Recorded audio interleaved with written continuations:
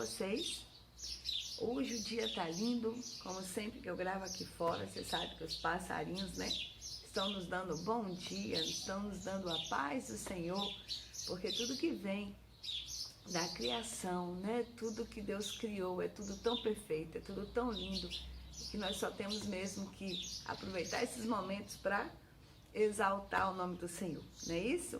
Bem, queridos, para você aí que não me conhece, está entrando pela primeira vez aí no nosso canal, meu nome é Junayara Barros, né? Estou aqui para juntos compartilharmos das coisas lindas do Senhor, tá joia? E hoje nós temos uma palavra que eu sei que é uma palavra para os nossos dias. Vestes brancas na Bíblia geralmente fala de proteção. Isso, proteção. Vestes brancas não fala de uma moda da época. Vestes brancas não fala de uma marca que aquele pessoal usava. Não fala nada disso. Hoje, se você falar de vestes brancas, talvez nem te alegre muito. Por quê? Porque a gente, então, que está um pouquinho mais acima do peso, quando a gente vai comprar uma roupa, a gente foge do branco, porque diz que o branco ajuda a engordar, né? Mas quando Jesus se referia a vestes brancas, quando ou melhor, não só Jesus, mas em toda a Bíblia tem referência das vestes brancas ali antes de Jesus, no Antigo Testamento também, ele estava se referindo a algo muito mais significativo do que vemos nos nossos dias. Hoje você pode ir ali na loja e comprar a roupa que você quiser, a cor que você quiser, né? Hoje você tem aí uma variedade de cores, apesar que a maioria não gosta muito de optar pelo vermelho, prefere um pretinho básico, um azul. Então, se o Senhor, vou falar de Jesus, né, porque eu vou citá-lo aqui, se o Senhor Jesus falasse para nós nos nossos dias que nos daria vestes brancas, não veríamos muito valor nisso, não agregaríamos muito valor em palavra, tipo, o que há de novo vestir vestes brancas, né? Mas na Bíblia ela tem um significado todo especial. E a começar, eu queria falar que vestes, ela significa proteção. E essa questão da proteção a gente vê claro, né? Lá no Éden, quando Adão e Eva estavam nus e não tinham vergonha, ou seja, os sentimentos, gente, ó, deixa eu deixar claro, o que eu tô passando para você é um entendimento que eu tenho, tá bom? Eu tenho esse entendimento. Não estou falando como teóloga, não estou falando como pastora, não estou falando como super, hiper entendida da palavra, não. Eu estou falando dentro da revelação que eu tenho das coisas do Senhor. Eu tenho esse entendimento. Então, aqui está assim, as minhas anotações. Adão e Eva, quando eles estavam ali, que ficaram nus, eles se sentiram o quê? Desprotegidos. Porque às vezes a gente acha que, não, eles ficaram só com vergonha do corpo deles. Eu creio que o sentimento foi muito maior. Foi de falta de proteção, tipo, e agora? Olha o que nós fizemos. Sabe por que eu digo isso? Após a proposta da serpente de comer o fruto, imagino que a proposta da serpente ali, deles serem livres e cheios de conhecimento, né? Eles estejam livres e cheios de entendimento, foi uma proposta muito,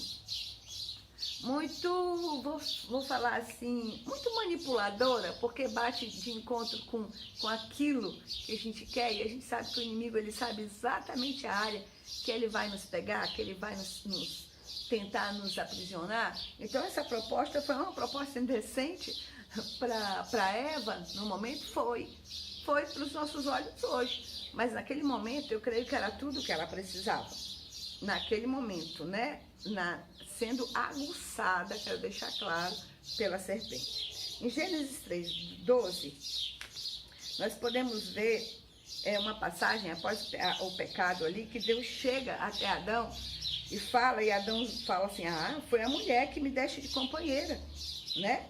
Ela que me deu do fruto da árvore que eu comi. Se a gente voltar um pouquinho mais, ali em Gênesis 2:2, ele dizia assim, Senhor, essa sim é osso do meu osso, não é assim? E logo depois, quando vem o pecado, quando vem a situação, a primeira atitude do homem, naquele momento, foi o quê? Culpar Deus e culpar a mulher. Ele não assumiu a responsabilidade dele. E aí em Gênesis 3,13, a mulher dá a seguinte justificativa: a serpente me enganou e eu comi. A mulher foi muito verdadeira nessa postura, porque realmente ela foi enganada. E Gênesis 3:15 a 16 diz: porém, inimizade entre você e a mulher. Por que eu estou citando logo esses capítulos de Gênesis? Porque nós sabemos que a partir daí, né, tudo começou. Gênesis, início de tudo, criação e tal. E a partir daí tudo começou. E quando o Senhor diz assim, ó, porém inimizade entre você e a mulher, a gente vê claramente que a partir daquele momento, né, as filhas de Eva, as mulheres, elas foram perseguidas, havia inimizade. E você começa a avaliar que a partir dali, claro, o pecado entrou no mundo, antes não tinha isso. A partir dali, a partir da entrada do pecado, o homem foi destituído da sua posição de sacerdote. O homem foi destituído da autoridade que ele tinha, né? Mas não perdeu a sua função principal. Ou melhor, Deus não tirou dele a sua função principal, mas ele perdeu. Porque ele não tinha mais a cobertura, ele não tinha mais a cobertura de forma perfeita de Deus para com ele. Porque o pecado, ele nos deixa desprotegidos. Toda vez que a gente peca, é como se a gente perdesse as nossas vestes. A gente fica desprotegido diante do pecado, diante do erro. E eu creio que isso que aconteceu ali naquele momento com Adão. Adão, ele foi gerado no coração de Deus. Ele representava Deus porque ele foi feito em imagem e semelhança do Pai, né? Ele representava uma autoridade, ele representava honra. Adão representava a presença, deixava entender que havia alguém que podia te proteger, a presença de Deus, porque no homem a gente busca o quê? A proteção. A gente busca do homem o quê? O cuidado. A gente busca do homem, a gente como mulher que eu estou falando, todo esse zelo. E Adão não tinha mais isso para dar, porque ele não tinha, ele abriu com o pecado, ele foi destituído dessa confiança, dessa certeza, né, de que Deus estava cuidando dele. Na verdade não é Deus, mas nós que perdemos a confiança, porque o pecado nos deixa inseguros, o pecado nos deixa, mexe muito, né, com toda a confiança, com toda a convicção que nós temos do Senhor. Porque o pecado diz que o salário do pecado é a morte. Que morte é essa? Esse afastamento de Deus. E a mulher ficou, então, numa situação que, claro, como mulher eu posso falar, né? Mais desprotegida ainda. Porque a mulher, além de se sentir desprotegida porque o pecado trouxe isso, ela também não tinha mais toda a confiança, né? Toda a firmeza daquele homem que antes do pecado tinha uma postura e depois do pecado, devido à situação que eles viveram, ele perdeu essa proteção de Deus. Então, se você não tem proteção, como é que você vai passar a proteção? Não é assim? Como a cobertura é importante. Então, aqui a gente vê que Adão culpa Deus e a mulher. E a mulher, ela foi de forma bem clara, ela disse que ela foi enganada. Ficar nus, então, naquele momento, dá pra gente entender por essa passagem, porque eu senti no meu coração. Inclusive, eu li um livro muito lindo e no momento... eu vou tentar colocar para vocês, eu vou lembrar o nomezinho, eu vou colocar aí no rodapé do vídeo, um livro muito bom de Lisa Bevere, Pureza é Poder, um livro muito bom. E esse livro, ele pega um pouco sobre esse assunto e eu achei muito interessante. Fica aí a dica, se você ainda não leu, leia. Pureza é Poder, da escritora Lisa Bevere.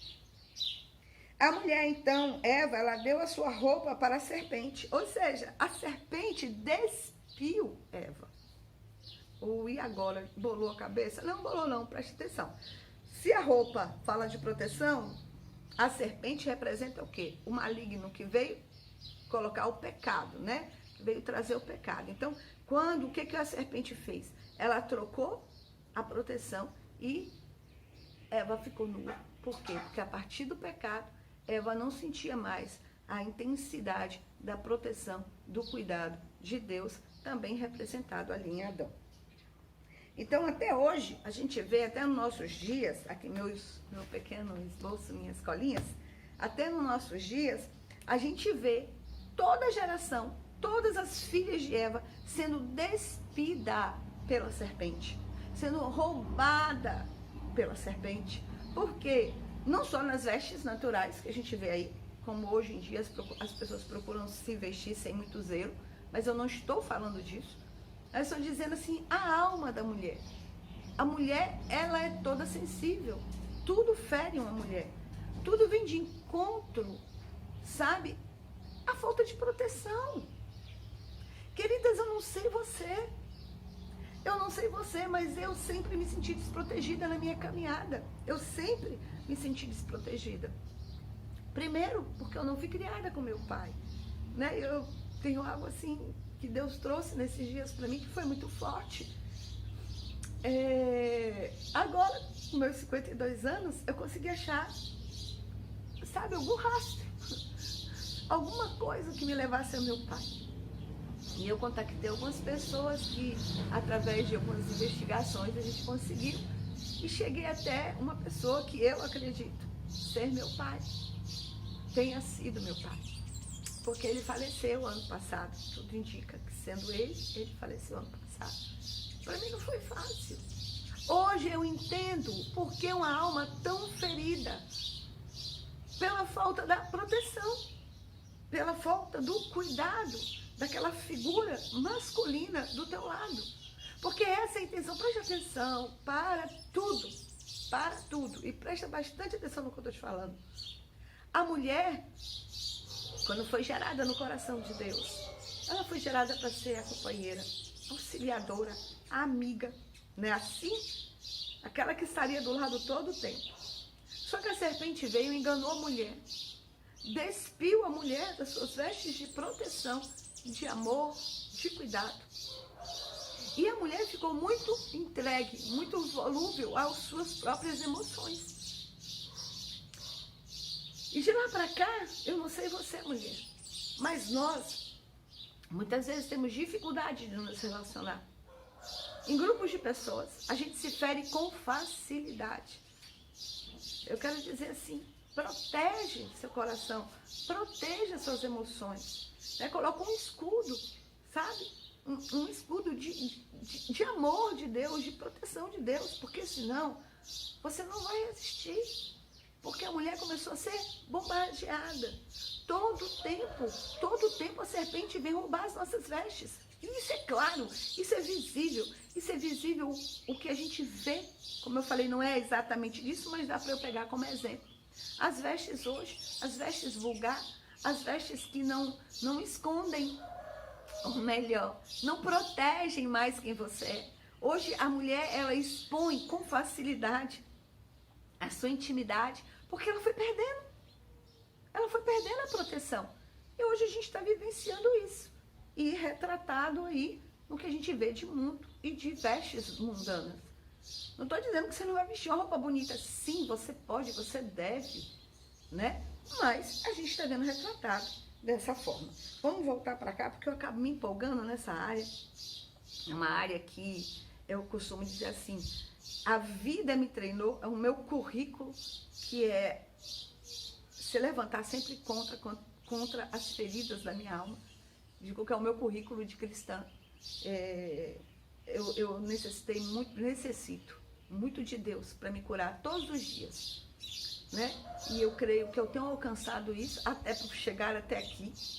Né? Meu testemunho é algo, se você não conhece, assim, é um testemunho muito forte.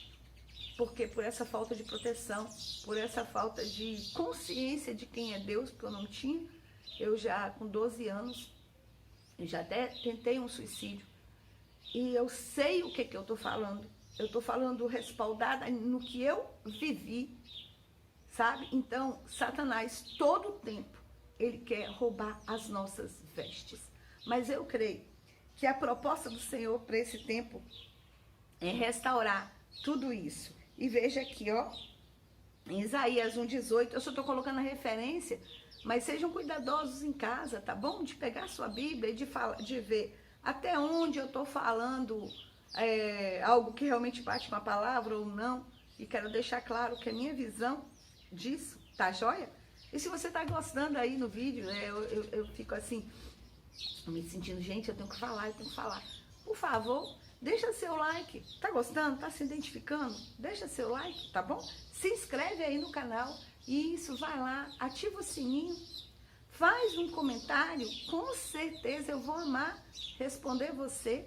Tá joia? Deixa aí seu comentário se você tá gostando do material, né? E compartilha, tá bom? Porque eu tenho certeza que tem muitas pessoas precisando ouvir essa palavra. Tá joia? Na verdade não é só ouvir, é a gente compartilhar as nossas experiências. Então eu tenho certeza que tem muita gente aí que está me assistindo que também tem uma experiência parecida em áreas de saber que a serpente roubou as suas vestes brancas, ou melhor, as suas vestes, né? E quer compartilhar, tá bom? Fala aí comigo, aí nos comentários, entre em contato e a gente vai ter muito o que compartilhar uma para outra. Juntas a gente se torna mais forte, né? E aqui, a gente entende então, em Isaías 1,18 diz: os pecados vermelhos como escarlate se tornarão brancos como a neve. É algo que eu fico imaginando que a gente só vai encontrar no Senhor. A gente só vai encontrar essas vestes limpas, vestes restauradas no Senhor. Tá, aí além de Satanás roubar as nossas vestes, a gente, vamos falar agora uma linguagem figurada. A gente deu um jeito e a gente voltou a se vestir. Vamos pegar essas vestes e vamos colocar como se fosse a nossa alma, como se fosse o nosso interior, tá? Falando diretamente para você, mulher. Eu imagino o seguinte, que a gente se veste hoje, mas as nossas feridas, gente, é coisa pequena, mas que geram grandes feridas dentro de nós. E isso começa a ser retratado em algumas manchas das nossas vestes. E essas manchas são o pecado. Essas manchas são o que o pecado muitas vezes cria em nós. As portas que foram abertas e que hoje nós não conseguimos mais viver uma vida plena, abundante, que é a proposta do Senhor. Essa é a proposta do Senhor. Em João 10:10 diz que o diabo ele veio para matar, roubar e destruir, mas Jesus ele veio para nos dar vida e vida abundante, né? Aqui em Isaías, no Antigo Testamento, diz também que por mais que os nossos pecados possam se tornar vermelhos como escarlate, né? Ele virá, ele vai vir, ele vai agir nas nossas vidas, na minha vida e na sua vida, e vai transformar esses pecados brancos como a neve, e nós vamos voltar à essência de sermos protegidas. E essa proteção, amados, se encaixa em todas as áreas, não se encaixa só de Deus para com você, você para com Deus, né? Não só vertical, mas horizontal também. Volta, né? Porque eu troquei o vertical para o horizontal, não é isso? Mas vamos lá. Essa situação se encaixa também não só da parte de Deus para com você, mas da sua parte para com as pessoas ao seu redor e com as pessoas ao seu redor para você. É recíproco. Por quê? Quando você entende que Jesus, ele trocou a promessa de Jesus para nós permanecermos nele, inclusive em Apocalipse 3, ali foi parte do tema da nossa ministração, deixa claro que o Senhor, ele vai lavar as nossas vestes e ele vai ter o nosso nome escrito no livro da vida. Então, o que em Cristo Jesus, o que nós recebemos de volta? Em Cristo, nós recebemos de volta as nossas vestes. Amados, preste atenção. O pecado está aí? Tá. Você vai pecar? Vai. Nós somos seres humanos. Mas em Cristo Jesus, nós temos os nossos pecados lavados, as nossas vestes lavadas. As manchas do pecado nas nossas vestes são lavadas.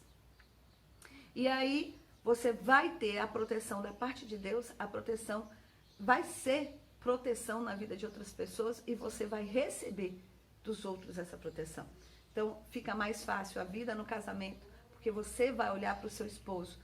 Ah, mas meu esposo ainda não restaurou as vestes. Não importa, você vai olhar para ele e você vai saber o que Deus preparou para ele. Então, você vai ter do seu lado um protetor, aquele que vai cuidar de você, um verdadeiro Boaz, um homem que vai proteger você, que vai cuidar de você, que vai te amar, que vai ter zelo, né? É muito bom. Quando nós estamos em Deus, a gente entende tudo como ao nosso redor e a gente começa a ver essa lavagem da nossa roupa, a gente começa a ver a restauração das nossas vestes. Tá joia? Eu vou estar, parece que eu estou finalizando aqui, mas eu vou dar continuidade, tá bom? Então não sai não, fica ligado, que agora eu vou dar um exemplo de uma pessoa na Bíblia que teve as vestes restauradas. Eu vou dar um exemplo e eu quero que a gente venha aqui para a Bíblia, para que eu consiga passar para vocês, lá no livro de João 8, fala de uma adúltera que encontra a luz, né? Diz assim: entretanto, Jesus seguiu para o Monte das Oliveiras, e ao amanhecer ele voltou ao templo, e todo o povo achegava-se ao seu redor. Então ele se assentou e lhes ensinava. Os escribas e fariseus trouxeram até ele uma mulher surpreendida em adultério, e forçaram-na a ficar em pé no meio de todos. E disseram a ele, mestre, essa mulher foi apanhada em flagrante, em ato de adultério. Assim sendo, Moisés na lei nos mandou que tais mulheres sejam apedrejadas.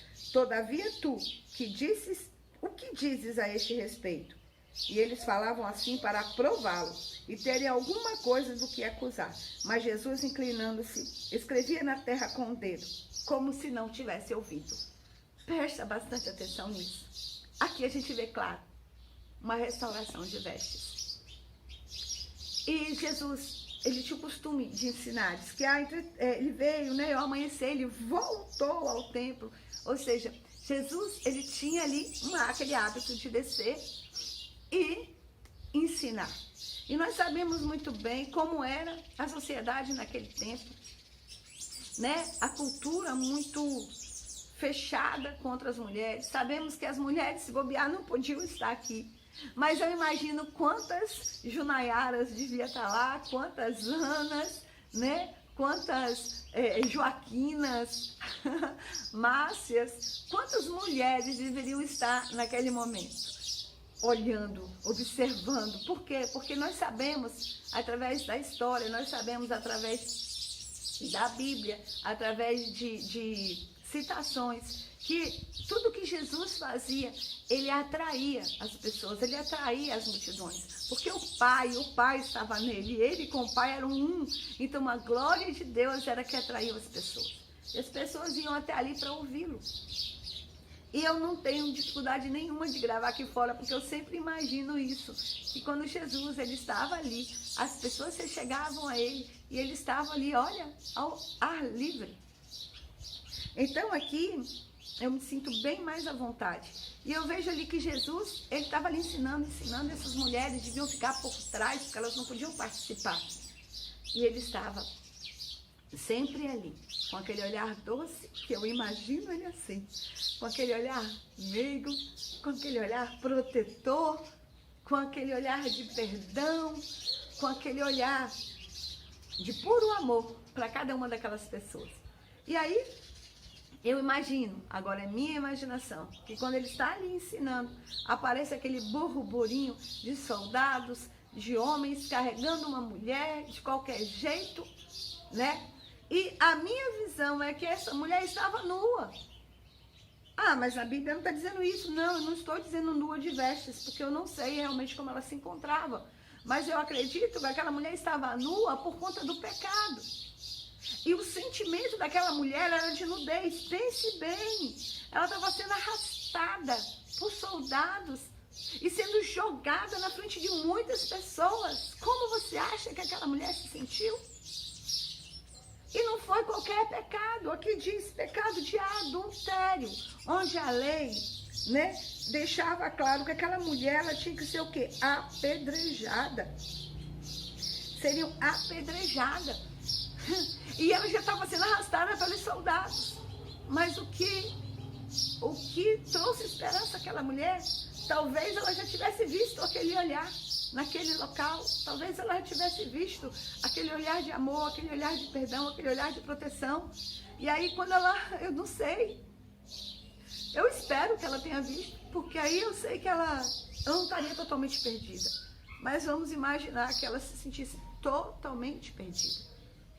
Totalmente. Ela sabia que o que esperava ela era a morte. E que o pecado dela, a transgressão dela, havia sujado completamente suas vestes, a ponto de estar tão suja que ela se sentia nua. Que ela teve que arrancar. Por quê? Ela não, a serpente, né?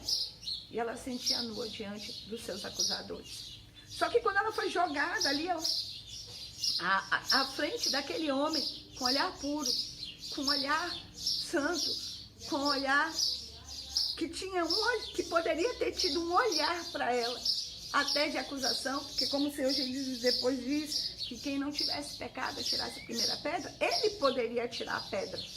Mas em vez disso, sabe para onde Jesus olhou? Jesus olhou para o chão e começou a escrever.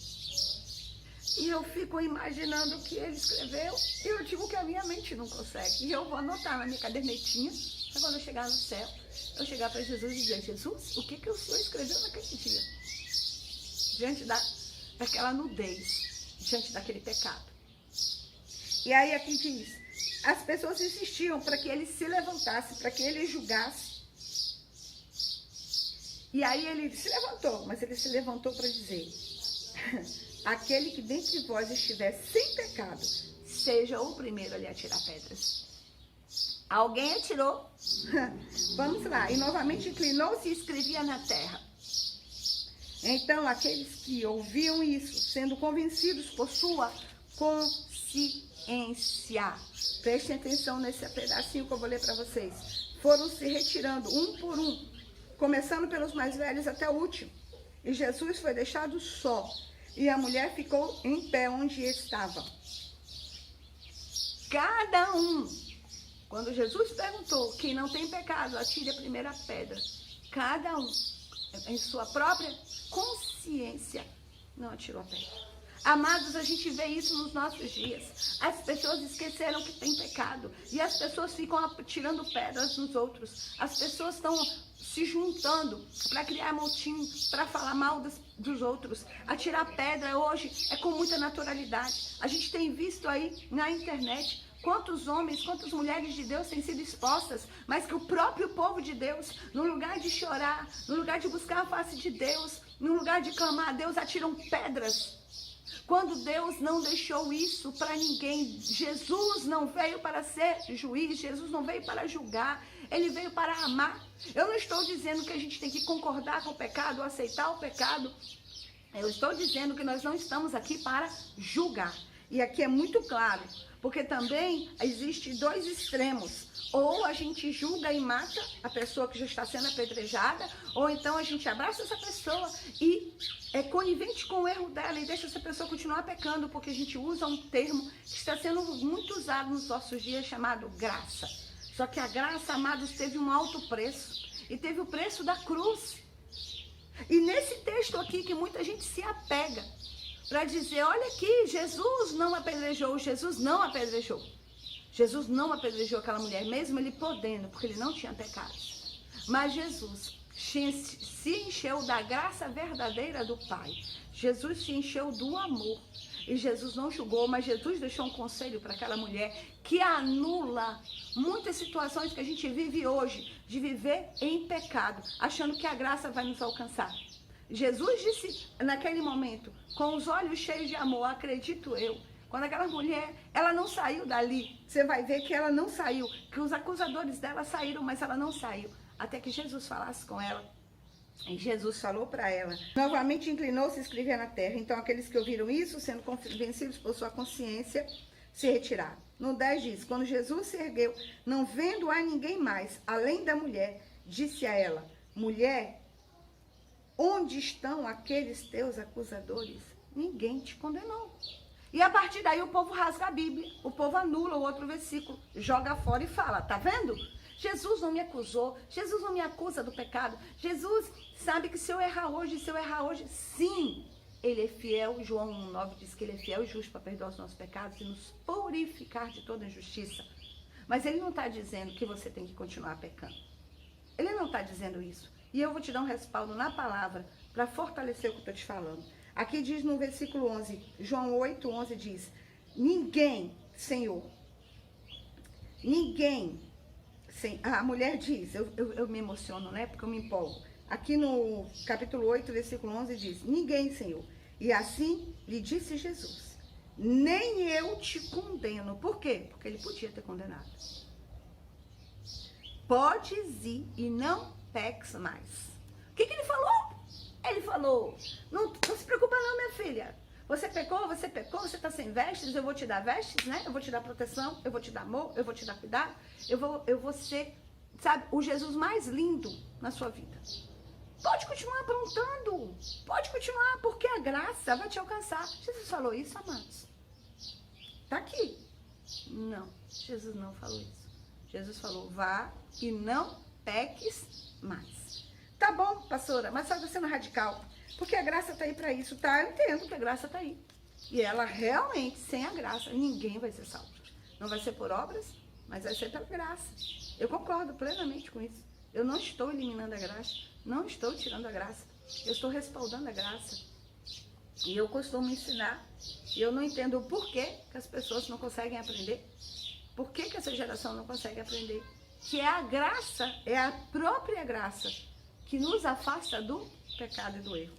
Quer ver? Para a gente ter um entendimento maior, eu anotei aqui, Tito, não deixa, se você chegou até aqui nesse vídeo, não deixa de ler essa passagem, tá bom? Tito 2, do 11 ao 14, e eu vou ler com você. Independente do vídeo ficar grande, eu não posso deixar passar, tá joia? A graça da salvação é para todos. Está aqui no meu títulozinho, na minha Bíblia King James, tá bom? Diz assim, portanto, a graça de Deus se manifestou salvadora para todas as pessoas. Lindamente veio a graça. É lá, agora que vem a chave do que é essa graça. E não esse gracismo louco, esse povo que está banalizando a graça, que acha que a graça não teve preço. A graça teve um preço tão alto que diz assim para nós. Espera a moto passar. Diz assim para nós, o 12. Ela nos orienta a renunciar à impiedade e às paixões mundanas e a viver de uma maneira sensata, justa e piedosa nessa presente era. Não precisa de mais nada. Você está vendo para que é a graça? Ela nos orienta, essa graça, ela nos orienta a renunciar à impiedade e às paixões mundanas. Para que tempo? Para o tempo de Jesus? Não. Diz aqui, para essa era, para esse tempo. Enquanto aguardamos a bendita esperança, o glorioso retorno do nosso grande Deus e Salvador Jesus Cristo. Ele que se entregou a si mesmo por nós, para nos remir de toda maldade e purificar para si um povo todo seu, consagrado às boas obras. Amados, a graça, ela vai te orientar contra o pecado. A graça, ela vai te levar às boas obras. Porque a graça, sem ela, nós não vamos chegar a lugar nenhum. E aqui diz, pregar, preste atenção, porque eu tenho coragem de falar e ir contra uns ensinamentos sem preço, uns ensinamentos sem busca, uns ensinamentos sem vida de santidade, uns ensinamentos que apoiam o pecado todos os dias. Você perdoa os pecados em Cristo Jesus, seus pecados são perdoados. Mas não quer dizer que você tem que permanecer nele, ou pecar, ou não ter zelo com relação a isso, ou não vigiar.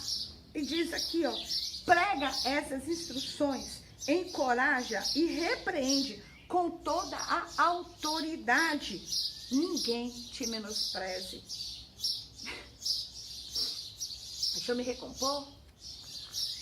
É claro que a gente está compartilhando. Em Gálatas 5:1 diz que foi para a liberdade que Cristo nos libertou. Ele não nos libertou para sermos escravos de pecado. Não, ele nos libertou para a liberdade. Para sermos livres do pecado. O pecado não nos condena mais e o pecado não pode viver nos influenciando, o erro, a injustiça. Não. Nós temos um Deus que, por sua maravilhosa graça, nos alcançou. E esta graça nos orienta contra o pecado, contra o erro, contra a transgressão. Tá, joia? E é isso aí, é o que faz as nossas vestes. Lembra? Vestes limpas, vestes brancas. O valor das vestes brancas não é o valor de uma roupa comprada num shopping, numa loja. Não é. O valor das vestes brancas é o sangue do Cordeiro que verteu naquela cruz por minha vida e por sua vida. As vestes brancas, ela é muito cara, porque vestes brancas fala de santidade. Vestes brancas fala de santificação. Vestes brancas fala de que ele vai vir e ele vai trocar esse nosso corpo corruptível em um corpo incorruptível. Ele nos dará vestes brancas. E aí fala assim, pastora, mas ele disse que vai pegar, vai lavar no sangue do cordeiro e vai ficar vermelho como escarlate. Essa citação, quando o Senhor fez, foi porque ele disse que ia suprir todas as nossas necessidades. Ele seria a nossa proteção máxima. Aí é outra questão, porque o vermelho falava de posse, de riqueza. Só pessoas muito ricas usavam vermelho. Então ele usou dizendo assim, não se preocupa com essas riquezas, não se preocupa com o que você tem aqui, porque eu vou te dar. Então o vermelho, ele exemplificou essa área. Agora o branco, ele exemplifica para a minha vida e para a sua santidade, santificação, sem a qual não veremos a Deus. Tá bom? Então fica aí a palavra desse dia longa, mas se você ficou até aqui, eu sei que Deus acrescentou a sua vida, como acrescentou a minha. Fica essa palavra, tá bom? Lá 1 Pedro 15, 16 diz pra gente ser santo, sabe?